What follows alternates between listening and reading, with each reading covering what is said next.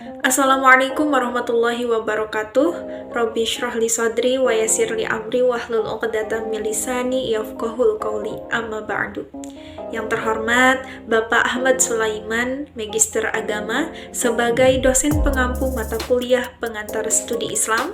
Yang kami hormati teman-teman kelas Prodi Hukum Keluarga Islam semester 2, Kampus Dr. KHEJ Mutakin Purwakarta.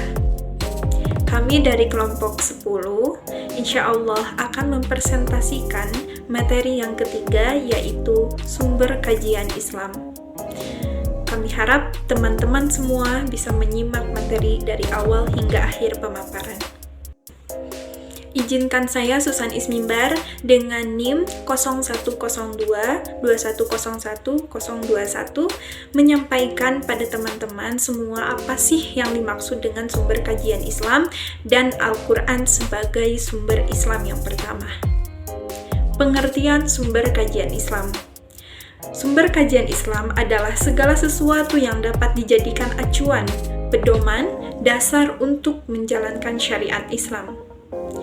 Pengertian Islam secara harfiah artinya damai, selamat, tunduk, dan bersih. Kata Islam terbentuk dari 3 huruf, yaitu Sin, Lam, Mim, salama, yang bermakna dasar, selamat. Pokok-pokok sumber kajian Islam ada 3. 1. Sumber yang pertama adalah Al-Quran, yang kedua Al-Hadis, yang ketiga ijtihad. Al-Quran merupakan sumber ajaran yang bersifat pedoman pokok dan global, sedangkan penjelasannya banyak diterangkan oleh sunnah atau hadis. Tapi sesuai dengan perkembangan zaman, banyak masalah-masalah baru yang tidak terdapat dalam Al-Quran dan sunnah. Dan untuk memecahkannya, ijtihad sangat dibutuhkan sebagai salah satu metode dalam menerangkan suatu persoalan yang tidak ada atau secara jelas tidak terdapat dalam Al-Quran dan Sunnah. Jadi pokok-pokok sumber kajian Islam ada 3. Yang pertama Al-Quran, yang kedua Sunnah, yang ketiga ijtihad. Al-Quran adalah kalam Allah yang diturunkan kepada Nabi Muhammad SAW melalui perantara malaikat Jibril kepada umat manusia untuk dijadikan pedoman dalam kehidupan di dunia dan di akhirat.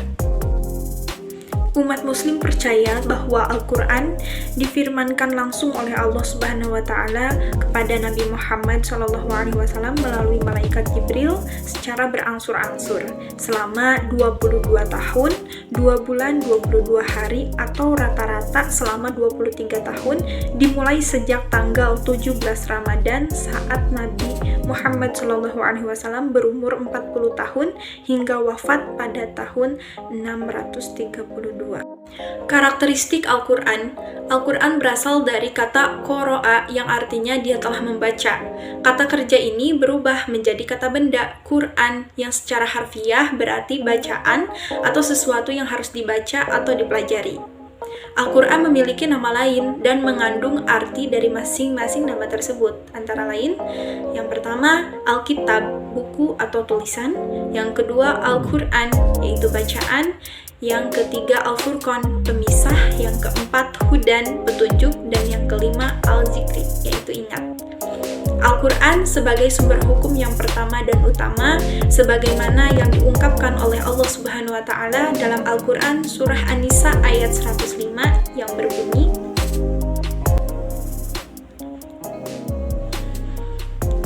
A'udzu billahi minasy syaithanir rajim.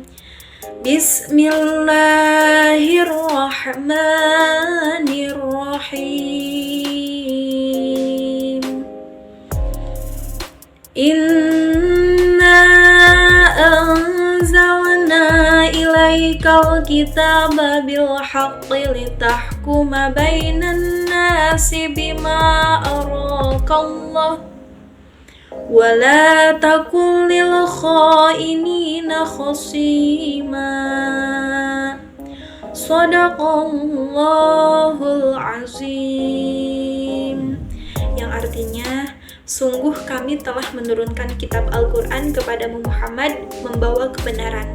agar engkau mengadili antara manusia dengan apa yang telah diajarkan Allah kepadamu, dan janganlah engkau menjadi penentang orang yang tidak bersalah karena membela orang yang berkhianat. Terima kasih. Pemaparan selanjutnya insya Allah akan disampaikan oleh Teh Jihan. Kepadanya dipersilahkan. Oke, saya akan menjelaskan tentang hadis. Jika di dalam kitabullah tidak ditemukan, saya akan menjelaskan perkara dengan sunnah atau hadis. Demikianlah jawaban Mu'az bin Jabal ketika ditanya oleh Rasulullah SAW pada waktu Mu'az akan berangkat ke Yaman untuk berdakwah. Artinya, sunnah menduduki peringkat kedua setelah Al-Quran sebagai sumber hukum. Hadis, menurut bahasa yaitu jalan, tabiat, dan peri kehidupan. Sedangkan hadis menurut istilah segala yang dinukilkan dari Nabi Muhammad SAW baik berupa perkataan, perbuatan maupun takrir pengajaran. Sifat kelakuan perjalanan hidup baik yang demikian itu sebelum Nabi Muhammad SAW diangkat sebagai Rasul maupun sesudahnya. Macam-macam hadis. Hadis dibagi menjadi 3, yaitu hadis qauliyah, fi'liyah, dan takririyah. Hadis qauliyah itu perkataan Rasulullah SAW yang menjelaskan hukum-hukum agama, maksud isi Al-Quran, serta berisi peradaban hikmahnya. Yang kedua, hadis fi'liyah, yaitu perbuatan Rasulullah SAW yang menjelaskan cara melaksanakan ibadah, misalnya cara sholat, haji, berwudu, dan sebagainya. Dan yang ketiga, hadis takririyah, yaitu berdiam dirinya Rasulullah SAW ketika melihat suatu perbuatan dari para sahabat, baik perbuatan tersebut dikerjakan di hadap Rasulullah atau tidak, akan tetapi berita mengenai perbuatan tersebut sampai kepada Rasulullah SAW. Dalam ilmu hadis, banyak ragam pembagian hadis. Macam-macamnya tergantung dari sisi mana hadis tersebut dilihat.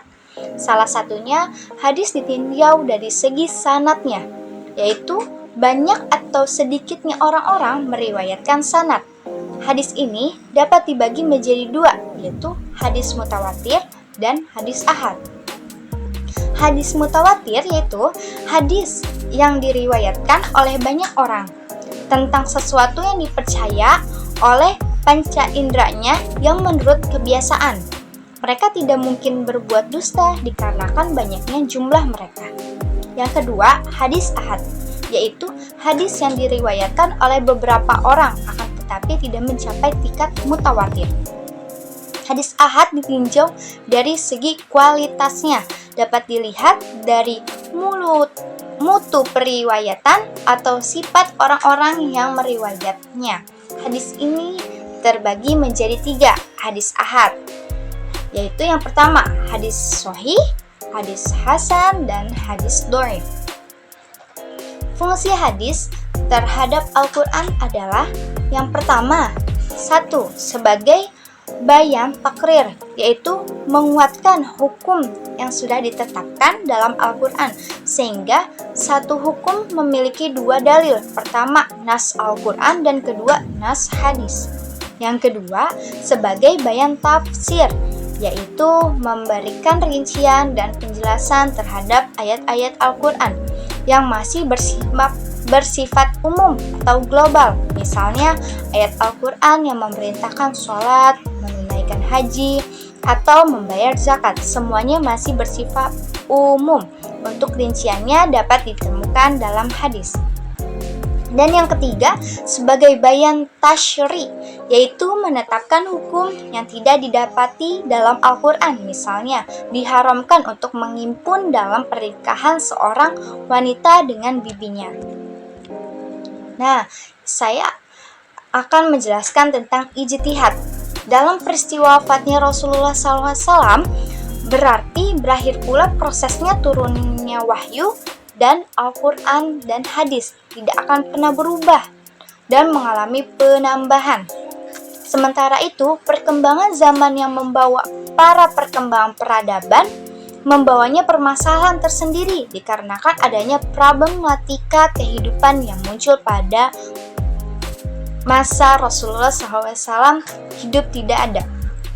Oleh karena itu, sebagai bentuk ikhtiar yang berlandaskan Al-Quran dan hadis, para fuqaha melakukan ijtihad untuk menjawab berbagai problem kehidupan tersebut.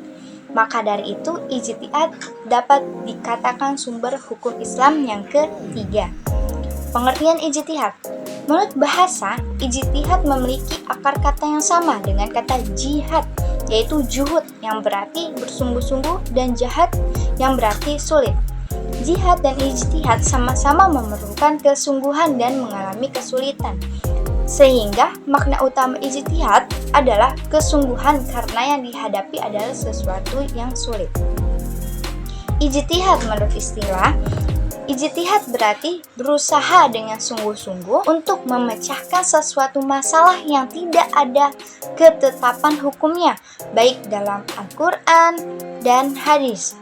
Ijtihad merupakan persoalan oleh pikiran dalam rangka memahami teks Al-Quran dan hadis atau mencari jalan keluar dari permasalahan hukum bagi suatu masalah yang tidak ditemukan jawabannya yang ada di dalam Al-Quran dan hadis. Nah, jika ingin menjadi mujtahid ada syarat-syaratnya. Yang pertama, memahami kandungan Al-Quran dan hadis. Yang kedua, memahami bahasa Arab dengan seluk-beluk ilmunya dan segala kelengkapannya. Yang ketiga, memahami ilmu ushul fikih dan kaidah-kaidah fikih secara mendalam. Yang keempat, memahami persoalan ijma. Dan yang kelima, memiliki kecerdasan dan akhlakul karimah.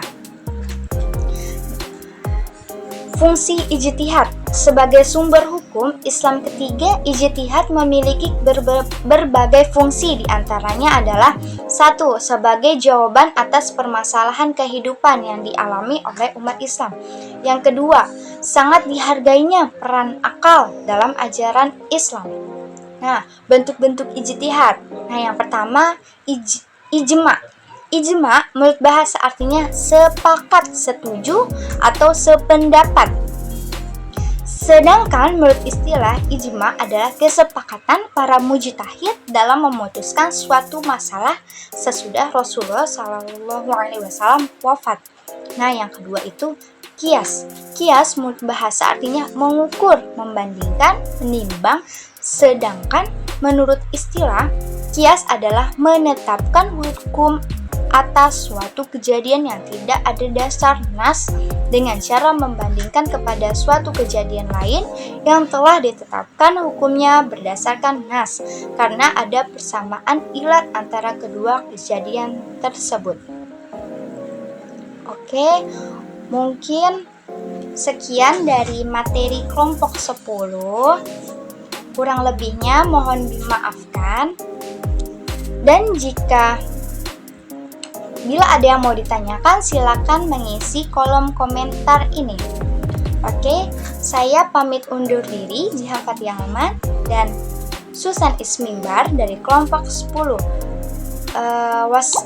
Terima kasih. Wassalamualaikum warahmatullahi wabarakatuh.